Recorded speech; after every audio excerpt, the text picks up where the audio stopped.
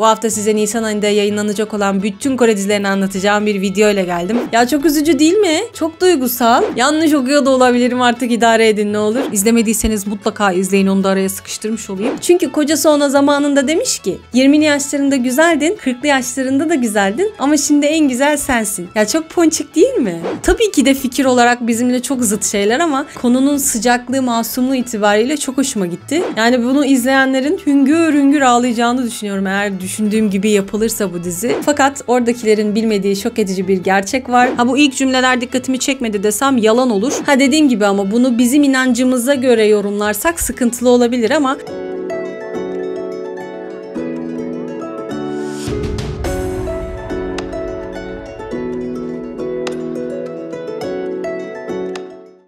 merhaba arkadaşlar, Uzan Dostuna hoş geldiniz. Ben Sümeyye Saraç. Yepyeni bir hafta daha, yepyeni bir videoyla daha karşınızdayım. Bu hafta size Nisan ayında yayınlanacak olan bütün Kore dizilerini anlatacağım bir video ile geldim. Bulabildiğim kadarıyla bu ay tam 11 tane yeni Kore dizisi yayınlanmaya başlayacak. O zaman haydi hemen dizilerimize geçelim. İlk dizimizin adı Way Back Love. 3 Nisan'da TV Ink'te yayınlanacak. 6 bölümden oluşacak. Başrol oyuncuları Gong Myung ve Kim Mina. Kim Mina'nın karakteri Jong Hae-won. Yaşama isteği olmayan 24 yaşında genç bir kadın. Hayatını bir münzevi olarak yaşamaktadır fakat bir gün çocukluk aşkı ve ilk aşkı Kim Ram-woo karşısında birden belirir. Bu arada Kim Ram-woo'nun da şöyle bir özelliği var. Kendisi 6 yıl önce ölmüş ve bir ölüm meleği olmuş. Bu ikisi eskiden çok yakın arkadaşlarmış. Hatta birbirlerine karşı hisleri de varmış ama bazı sebeplerden dolayı bir türlü açılamıyorlar, söyleyemiyorlar. Sonrasında bir kaza nedeniyle Kim Ram-woo hayatını kaybediyor ve bu çocuk kızın karşısına çıkıyor ve ölmeden önce sadece bir haftalık zamanının kaldığını söylüyor. Burada anladığım kadarıyla çocuk kıza eğer huzur içinde ölmek istiyorsa adını 3 kez söylemesi gerektiğini söylüyor. Ama kız bunu yapmıyor. Çünkü zaten hayatı boyunca yalnız yaşamış ve bir daha çocuktan ayrılmak istemiyor. O yüzden de bu ikili ölmeden önce yapılması gereken şeylerin listesini yaparak birlikte o listeyi hayata geçirmeye çalışıyorlar. Ya çok üzücü değil mi? Çok duygusal. Ben bayağı üzüldüm gördüğümde konuyu. Yani bunu izleyenlerin hüngür hüngür ağlayacağını düşünüyorum eğer düşündüğüm gibi yapılırsa bu dizi. Yani biraz 49 günü hatırlattı bana. Tabii ki konu olarak çok farklı ama hani orada da böyle ölüm vardı, ölüm meleği vardı. Kız ruh halindeyken yapmaya çalıştığı şeyler vardı falan. O diziyi hatırlattı bana. Ama çok duygusal olacağı kesin konusundan kaynaklı. Zaten afişi bile duygusaldı. Bu diziyi izleyip izlemeyeceğimden hiç emin değilim. Başrol oyuncularını pek tanımıyorum. Konusu da çok duygusal. Ruh haline göre karar vereceğim artık. Geçiyorum bir diğer diziye. İkinci dizimizin adı Crushology 101.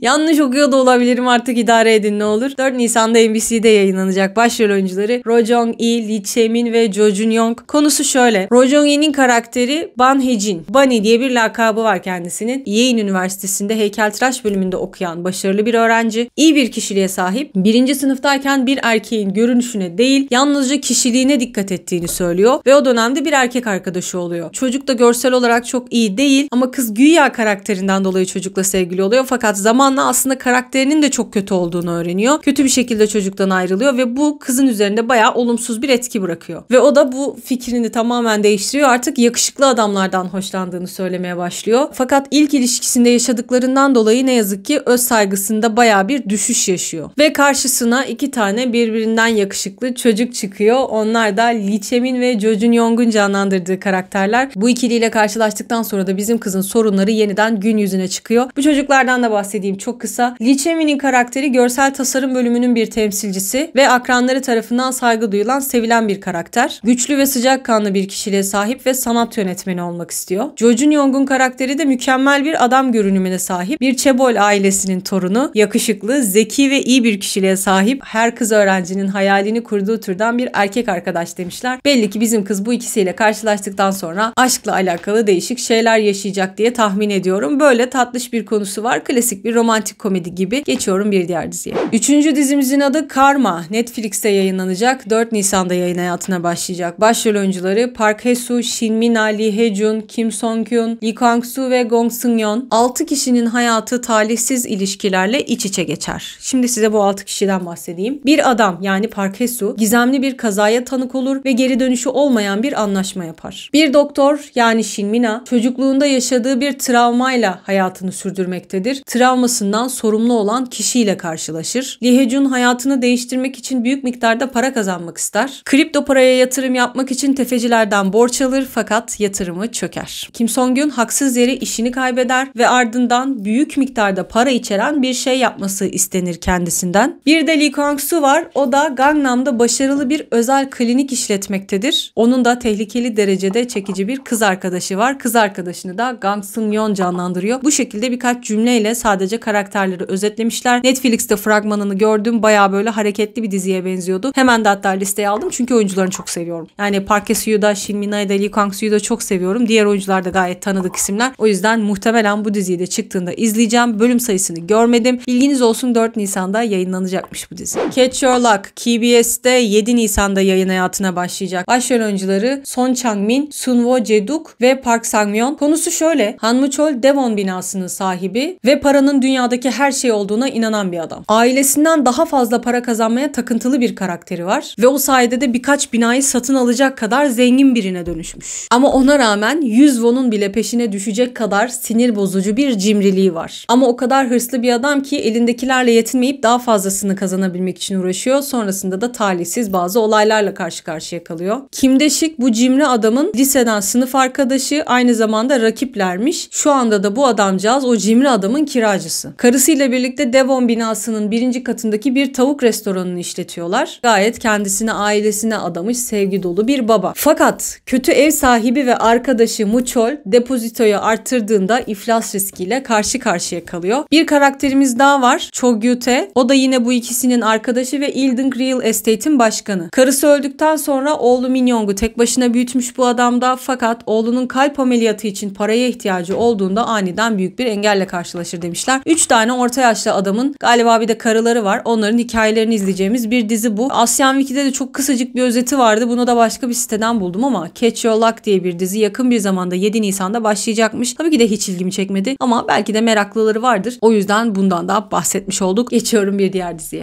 New Recruit 3 7 Nisan'da Ena'da yayınlanacak. Başrol oyuncuları Kim Min-ho, Kim Dong-jun, Ah Dae-won. 3 dediğimden anlaşılmıştır. Zaten bu devam eden bir dizinin 3. sezonu. Bu bir kara komedi asker dizisi. İlk sezonunun konusundan bahsedeyim. Park Min-sok yani Kim Min-ho'nun canlandırdığı karakter efsane birimine er olarak atanıyor. Birazcık kilolu, saftirik bir tip. O yüzden de oradaki birlik üyeleri onunla dalga geçiyor. Hatta böyle küçük küçük eziyetler ediyorlar kendisine. Fakat oradakilerin bilmediği şok edici bir gerçek var. O dalga geçtikleri, ezdikleri adam bölüm komutanının oğlu çıkıyor. Tabii ki bunu öğrendikten sonra da olaylar daha farklı ilerliyordur muhtemelen. İlk sezonun böyle bir konusu var. Diğer sezon orada uzun uzun anlatmamış ama yine aynı askeri böyle ufak ufak terfi ettiriyorlar. Sonrasında hayatı kolaylaşacak zannediyor ama dahil olan yeni karakterlerle aslında hayatı daha da zorlaşıyor. Daha da garip garip şeyler yaşıyor falan. Yani aslında biz bir askeriyedeki askerlerin hikayesini izliyoruz. Son sezonda da Kim Dong-jun dahil olmuş. O da yine oradaki askerlerden bir tanesi. Asker dizileri ilgisini çeken varsa bu dizide izlenebilir gibi duruyor. Geçiyorum bir diğerine. Resident Playbook 12 Nisan'da TVN'de yayınlanacak. Başrol oyuncuları Go Eun-jong, Shin Shia, Jong Joon-won, Kang Yoo-sok. Dizi Yulje Tıp Merkezi'nin Jongno şubesinde geçiyor. Düşük doğum oranlarının yaşandığı bir dönemde popüler olmayan bir bölüme giren genç kadın doğum asistanlarının hastane hayatlarını ve çalkantılı dostluklarını anlatacak bu dizi. Zaten özetten de anlaşılacağı gibi bu bir doktor dizisi. Bu arada şöyle de artı bir bilgi vereyim. Bu dizi Hospital Playlist dizisinin spin-off'u. Çok sevdiğim bir dizidir Hospital Playlist. İzlemediyseniz mutlaka izleyin, onu da araya sıkıştırmış olayım. O dizinin spin-off'u bu aslında, yan ürünü. Tabii ki başrol oyuncuları farklı, aynı isimler yok ama hikaye olarak yine sıcaklık, samimiyet olarak Hospital Playlist tarzı bir iş olacaktır diye düşünüyorum. İzler miyim çok emin değilim çünkü oyuncuların hiçbirini tanımıyorum ama eğer konusu, hikayeleri, şusu busu insanlar tarafından çok olumlu karşılanırsa bunu da izlerim gibime geliyor. Onun da sebebi sadece bu arada Hospital Playlist'le olan bağlantısı. O diziye bayılıyorum. Geçiyorum bir diğer diziye.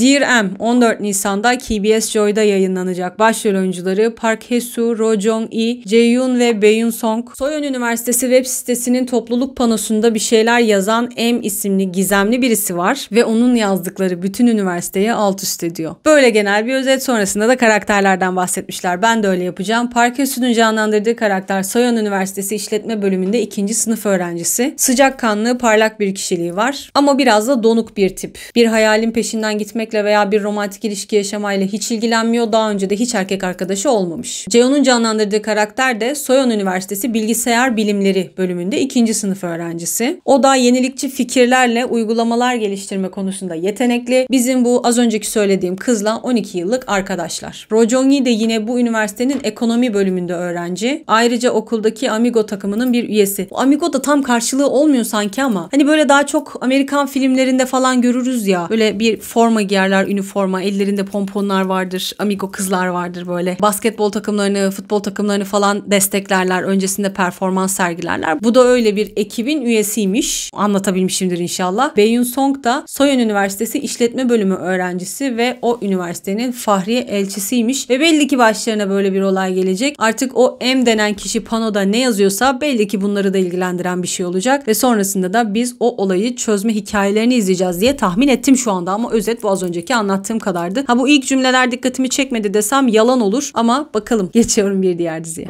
The Haunted Palace 18 Nisan'da SBS'te yayınlanacak. Başrol oyuncuları Yuk Sung-jae, Bona ve Kim Ji-hoon. Bu bir dönem dizisi. Young-up yani Yuk Sung-jae'nin canlandırdığı karakter bir devlet memuru ve sarayda çalışıyor. İyi bir üne ve yakışıklı bir görünüme sahip. Fakat bir gün Young-up'ın bedeni bir Imogi tarafından ele geçiriliyor. Imogi'nin de ne olduğunu söyleyeyim. Kore'de mitolojik bir yaratık kendisi. Böyle bir yılan ve ejderha karışımı bir görüntüsü var. Kore ejderhası da deniyormuş galiba kendisine. Kısa bir süre sonra insanlar onun hakkında aklını kaçırmış gibi konuşmaya başlıyor. Haliyle o yaratık bu çocuğun bedenine girince muhtemelen garip garip davranmaya başlıyor. Yori'nin de Young-up'la şöyle bir bağlantısı var. Young-up'ı ele geçiren bu Imogi başrol kızımız Yori ile akraba. Yori'nin özelliği de şu. Young-up kızın ilk aşkı. Yori de ünlü bir şamanın tek torunu ve kendisinin de haliyle ilahi bir yeteneği var. Fakat o geçmişini tamamen reddediyor. Bu ilahi yeteneklerini reddediyor ve bunun yerine bir gözlük zanaatkarı olarak çalışıyor. Bu çocuğun bedenini ele geçiren Imogi cennete yükselebilmek için bizim kızın bedenine ihtiyaç duyuyor. Tabii ki de bizim kız buna izin vermiyor. Young-up ele geçirildikten sonra Yori bu hayaletlerle dolu saraya girmek zorunda kalıyor. Bu arada bir de Lee Song adında kralımız var. O da zaten Kim Ji-hoon'un karakteri. Güçlü bir Choson ulusu hayal eden reformist bir hükümdar kendisi. Bu süreçte sarayda bazı tuhaf ve korkunç olaylar yaşanmaya devam ediyor. Bunlar da kraliyet ailesine karşı kin besleyen güçlü kadın hayaletlerle ilgili. Ve bu hayaletlerden kurtulabilmek için de Young-up, Yori ve Kral Lee Song işbirliği yaparak onlarla savaşmaya başlıyor. Böyle hem fantastik hem bir dönem dizisi. Değişik bir hikayesi var. Yuk Sung-jae'yi de Kim Ji-hoon'u da çok severim. İzler miyim pek emin değilim ama konusu aslında bir miktar ilgi çekiciymiş. Geçiyorum bir diğer diziye.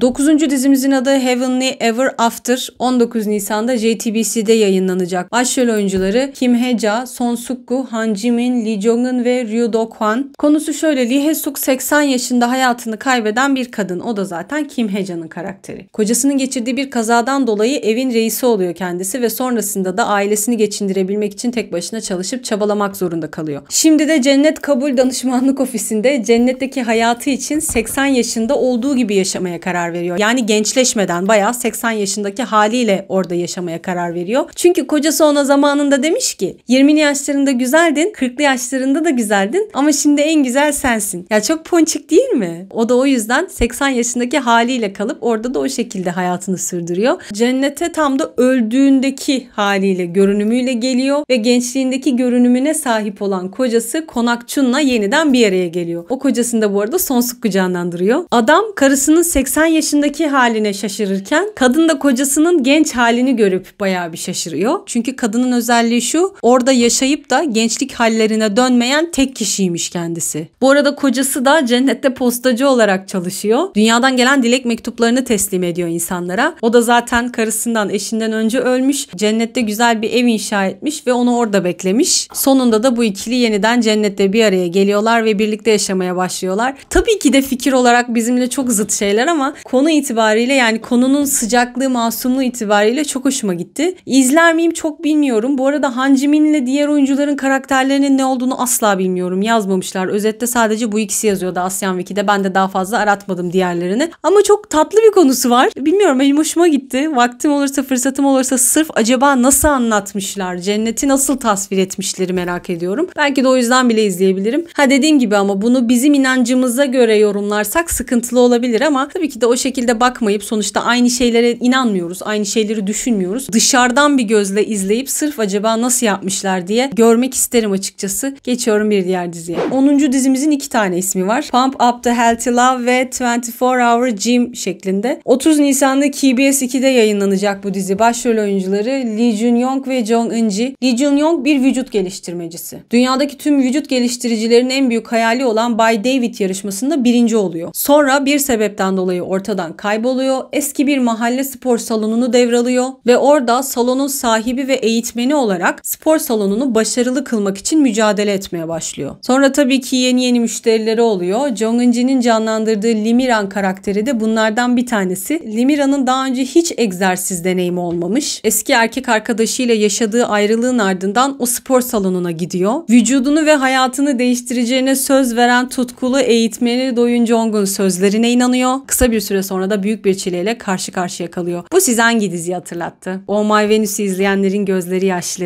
Tam olarak bu konuda bu tarzda bir dizidir Oh My Venus. İzlemediyseniz tavsiye ederim. Çok da tatlı bir diziydi. Bilmiyorum yani Jong Eun-ji kilolu olup sonra zayıflar mı? Oh My Venus'ta öyleydi çünkü Shin Min-a kiloluydu, sonra zayıflattılar onu. Ama konu itibariyle ve belli ki bu ikilinin çift olacağını da hesaba katarsak, yani öyle olacak diye tahmin ediyorum. Baya benziyor aslında konusu ama belki hikayenin diğer kısmının alakası bile yoktur. Ben genel hikayeden bahsediyorum. Ve geçelim son dizimize. Queen's House KBS 2'de yayınlanacak. Nisan ayında yayınlanacağı söyleniyor ama ne yazık ki tarihiyle ilgili net bir bilgi yok. Başrol oyuncuları Ha Min-jong, So Jun-young, Park Yoon-jae ve Lee Gar-young. Ha Min-jong, YL gruptaki bir tasarım ekibinin en genç lideri ve zengin bir aileden geliyor. Şirkette yönetici olarak çalışan Hwang Ki-chan'la evli. O kadar ideal bir görünümü var ki birçok insanın kıskançlıkla takip ettiği bir karakter. Yine de başrol kadın karakterimiz hırslı kocası Hwang Ki-chan'ın aksine sıradan ve basit bir hayat hayal ediyor. Yaşadığı bir olay bu kadının hayatını tamamen değiştiriyor. Bu arada bir de mükemmel bir göğüs cerrahı olan Kim Do-yeon var. O da sıcakkanlı ve rahat bir tip. Fakat birden kendisi için çok değerli olan birini kaybediyor ve intikam almaya yemin ediyor. Bu bana bayağı eski dönemdeki Kore dizilerini hatırlattı. Yani izlediniz mi ya da hiç denk geldiniz mi bilmiyorum ama çok vardır böyle biri birine bir şey yapar, diğer ondan intikam almaya yemin eder ve bayağı büyük bir intikam savaşı başlar falan. Bu da bayağı onlara benziyor. Yani KBS 2'ymiş. NBC, KBS gibi büyük kanallarda da böyle diziler çoktur. Bilmiyorum, belki de uzun soluklu da bir dizi olabilir ama böyle bir hikayesi var. Ve bu sayede Nisan ayında yayınlanacak olan Kore dizilerini anlattığım videonun sonuna geldim. Dediğim gibi ben 11 tane bulabildim. Farklı sitelerden de baktım. Es geçtiklerim olduysa kusuruma bakmayın lütfen. Atladıklarım olduysa onları da alt kısma yazarsanız çok sevinirim. Beni izlediğiniz için teşekkür ediyorum. Videoyu beğendiyseniz alt kısımdan beğene tıklamayı, kanala hala abone değilseniz abone olmayı lütfen unutmayın. Hadi ne olur beni bir 20.000 yapın ya. Lütfen, bakın çok az kaldı 20.000 olmama. Hype puanı vermeyi de unutmazsanız çok sevinirim. Yepyeni haftalarda yepyeni videolarla görüşmek üzere. Hoşçakalın.